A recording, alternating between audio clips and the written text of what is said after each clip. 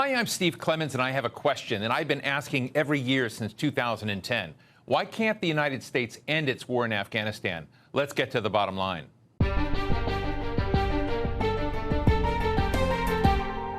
For nearly 20 years, the United States has been fighting in Afghanistan, making it not only a forever war, but a forgotten war. It was meant to make sure that the government of Afghanistan, which was run by the Taliban at the time, wouldn't be able to give safe haven to al-Qaeda again after the attacks of 9/11. But here we are, 2 decades later, with the Taliban out of power, but still a significant force in Afghanistan. Late last year, the Taliban and the United States were very, very close to a major summit in Camp David when everything fell apart at the last minute. Former President Trump set a deadline for the withdrawal of the last few thousand American troops for this May, but President Biden doubts that's going to happen. So what's keeping U.S. leaders from ending this forever war? Joining me to figure this out is Stephen Walt, professor of international relations at Harvard University and one of America's leading political scientists. He co-authored The Israel Lobby with John Mearsheimer in 2007 and most recently wrote The Hell of Good Intentions, America's Foreign Policy Elite and the Decline of U.S. Primacy. Dr. Walt, it's terrific to have you on with us today talking about this. Let me just start for this. Is there ever going to be a time where America's generals, America's strategic class, think the conditions have been met to depart Afghanistan? You and I have been talking about this for a decade and a half, and it just feels like we've gone the full loop. I think that's right. Given the way they have defined the objectives, no, we're never going to reach that point because they've defined the objectives quite unrealistically, suggesting that Afghanistan not only has to, be no longer a possible safe haven for terrorism, but also that it has to not be exporting narcotics anymore, not facing any problem of refugees leaving there, politically stable arrangement, and on good terms with all of its neighbors. And that's a bridge too far. We're never actually going to get there. So if that's the objective, we'll be there literally forever. In 2010, you and I were part of something called the Afghanistan Study Group Report, which you mostly authored. At that time. There is a new Afghanistan Study Group report that has come out recently. Can you share a little bit of the differences between what you formulated now 11 years ago and what this recent Afghanistan Study Group report, which is congressionally mandated, is recommending to the president? Well, their principal recommendation was that Biden not abide by the May 1st deadline that was agreed to by the Trump administration. And they didn't actually say the United States should commit to stay there forever, but that the May 1st deadline should not be the point at which we finally withdraw our forces. Then they laid out a set of objectives very similar to the ones I just described, that we had to achieve an end state of an independent, democratic, sovereign Afghanistan, prevent al-Qaeda from operating there, prevent Afghanistan being a source of narcotics, et cetera, et cetera, et cetera. And also wanted the United States to support a much more rigorous or ambitious program of regional diplomacy to try and get buy-in from other states in the region. The difference, I think, between what they're recommending and what we recommended, 10 or more years ago, is we had much more limited objectives. We agreed back 10 years ago that you had to get regional buy-in from countries like India and Pakistan and Russia and Iran and some of the other neighbors there. And I think that's the one part of the report, the more recent report, that does make sense.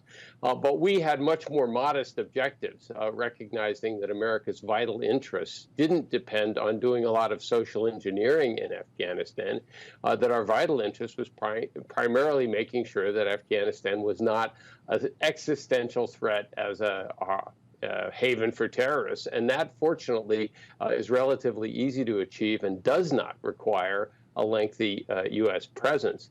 I think one final point, I think what you and I realized 10 years ago was that the United States was not going to be able to determine Afghanistan's political future by itself. And we couldn't do that when we had 100,000 troops there. We're certainly not going to do it with the 2,000 to 4,000 that we seem to have there now. And that's another place where I think we were much more realistic than the more recent report, which, if followed, would keep us there literally forever.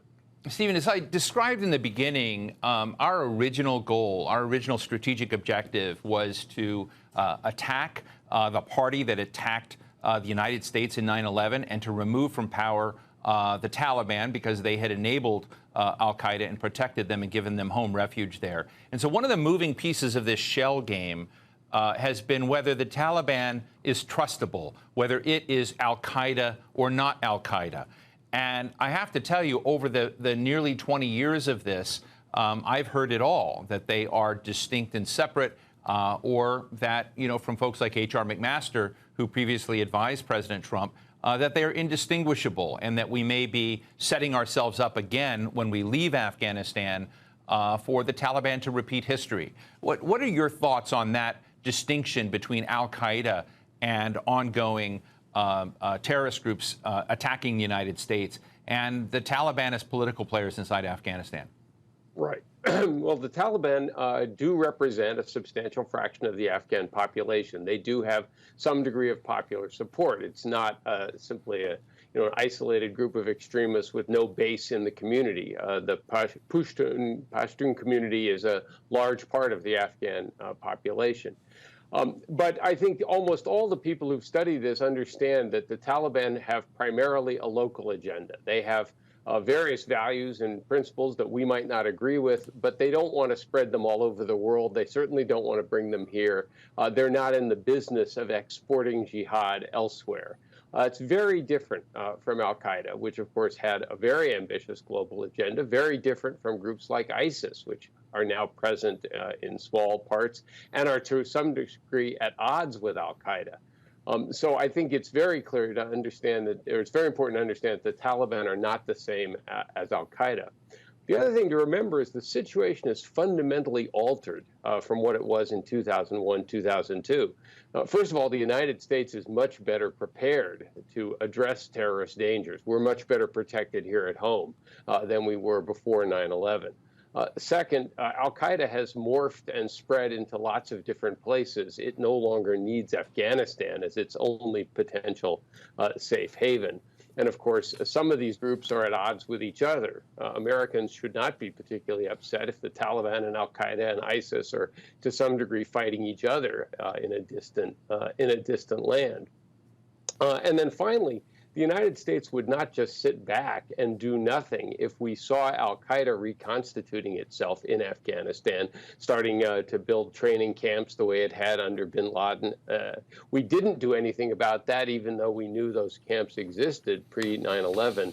We would certainly respond now, knowing where that might lead. So for all of these reasons, the sort of safe haven argument and that the Taliban are somehow going to nurture more terrorists that will come after the United States, I think is largely fallacious. Stephen, one of the things I find amusing about this moment is that there is a new Afghanistan study group that was born out of the U.S. Institute of Peace that I mentioned, mandated by congressional act. And I want to just read some of the things that they recommend here. They recommend that a key objective of the ongoing U.S. military presence is to help create conditions for an acceptable peace agreement.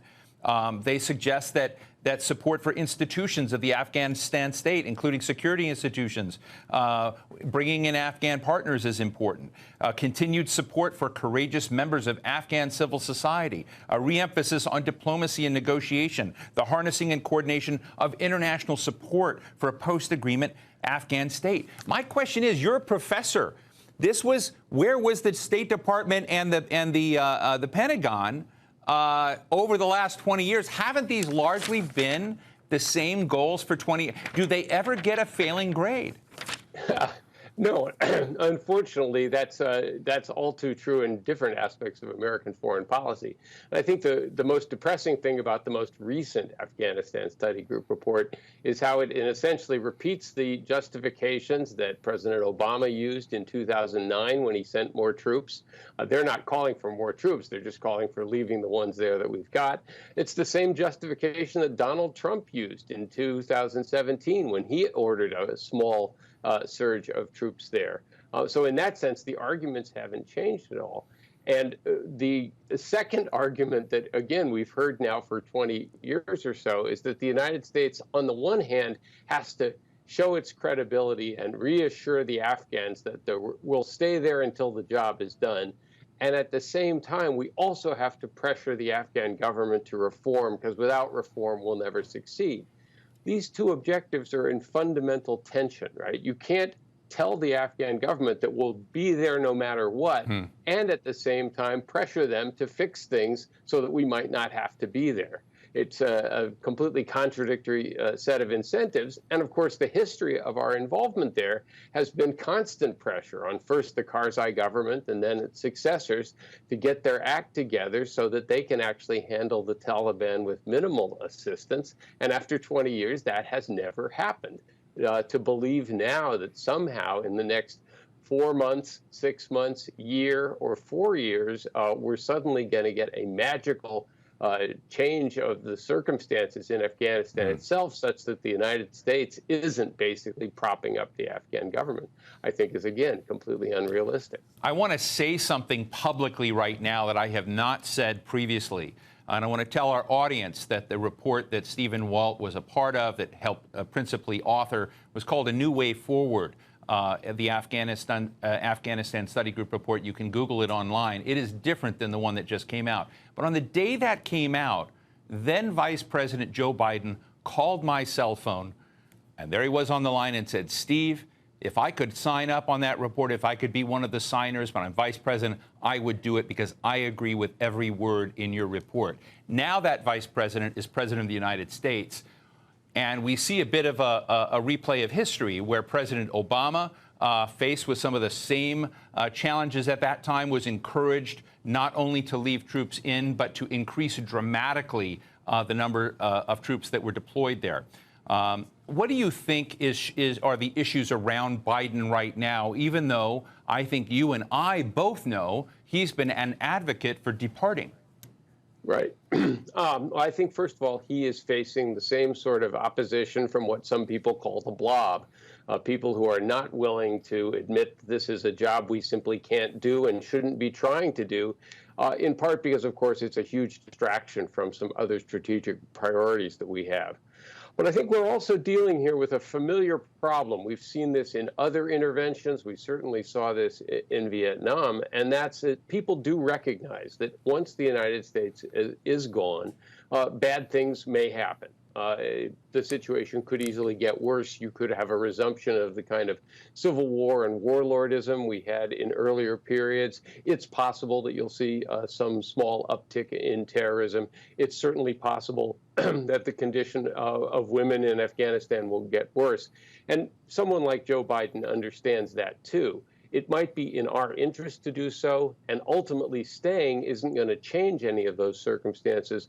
But no president sort of wants this to happen on their watch. They choose to kick the can down the road, even though they know it ultimately isn't going to lead to a fundamentally different outcome. It'll just happen to somebody else. So I think what we're dealing with here is this sort of classic case of trying to get a decent interval. They will try to cobble together something that looks like a peace agreement. The United States will eventually leave. We may agree to provide various forms of assistance. And then if things do fall apart, we can sort of say, well, at least we tried really hard, and the fault was really the Afghans themselves. We're hoping that if things go south, they go south far enough after we've left that we won't be held responsible. And I think that's the kind of pressure that President Biden is now trying to confront and decide what he's going to do about.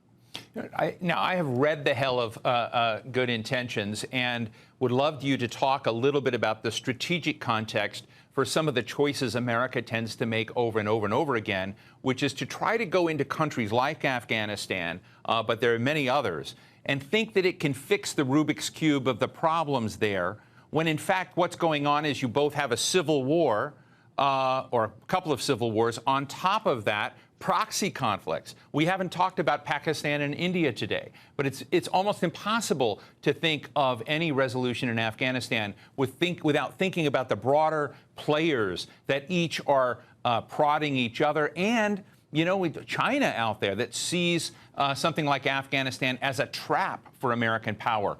Why aren't those signers of the recent Afghanistan study group paying attention to the larger strategic costs of our 20 years there? Um, I think it's partly because there is this very profound consensus within much of the American foreign policy establishment. We like democracy.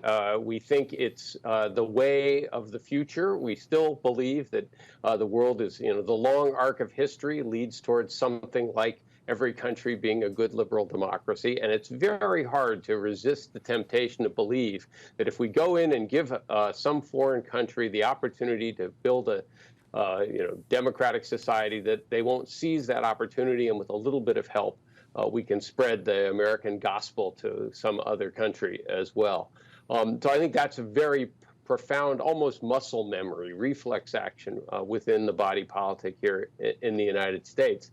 And the tragedy here is that, the United States has tried to do that now in 3 of the least promising places for that kind of a transformation. Iraq first, then Afghanistan, and also you could add, I think, Libya to that list, where none of the preconditions that would make a democratic transition easy or successful were present, where the United States wasn't going to maintain a deep, lengthy, 50-year involvement, et cetera. And what Americans, I think, don't fully understand is that once you've gone in and removed a government and essentially destroyed the existing political institutions, it's a free-for-all. There are winners and losers that will compete for power. And without a set of existing institutions, you're engaged in a massive social engineering project where you're trying to change not just the way people pick their leaders, but also the relations between different groups in societies. In the Afghan case, the relations between men and women, one of the most fundamental issues in any society. And when you do something like that, it inevitably creates enormous resentment, and it also is going to create lots and lots of unintended consequences.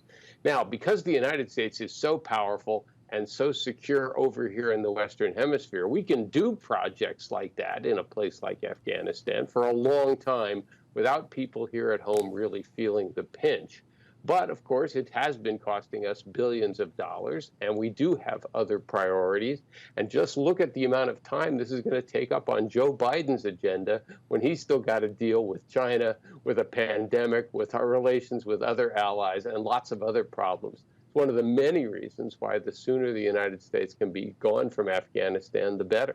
Well, I mean, I've talked to lots of people who voted for Donald Trump, and military exhaustion and fatigue, and the sense that these people, largely military families that I was speaking to from the South and Midwest of America, felt as if they fought over generations of conflicts, not only in Afghanistan and Iraq, but before that, Vietnam, Korea, et cetera, but that the quid pro quo from trade, from dealing with engaging in international affairs was going to benefit them. They think they fought the Cold War and that China won, or that they see what's going on in these forever wars, and they feel like they lose their home in a financial crisis. So I'm hearing what you're saying, but let me make the positive side of this, that there are groups that think there is a responsibility the United States has to women's rights, to universal human rights, and to that broad dimension of trying to create justice in other parts of the world. And I understand that. Is it wrong to have put those up as potential goals for our original engagement in Afghanistan? And is it wrong to just leave without securing those results? I think it would make sense to stay if there was a plausible theory of victory, if one could lay out a rather clear, realistic, affordable mechanism or procedure by which the United States could then, in fact, reliably promote those particular values in a lasting and enduring fashion. But of course, we've seen 20 years now of the United States trying, and in some cases trying pretty hard, to bring those about in Afghanistan, and without success, with the situation deteriorating over the last several years, even though the United States continues to be fully engaged there, continues to budget some $50 billion to devote to different parts of the war effort and the reconstruction effort. So I would have a different attitude towards American involvement in Afghanistan if I thought there was a realistic prospect for success. My concern is that if we continue, if this goes from being Bush's war to Obama's war to Trump's war and becomes Biden's war, you and I could be having this conversation 4 years from now. at a second Biden term or a first term for some other president and saying, well, what's this president going to do? Because the circumstances will not have fundamentally changed. If America was to extract itself from Afghanistan, perhaps other engagements that you critique in the world that are not to the strategic benefit of the United States, how do you think China will look at that? Do you think China will look like, wow, America's got more capacity to do what it wants now? Or will they think America is just doubling down on strategic contraction in the world?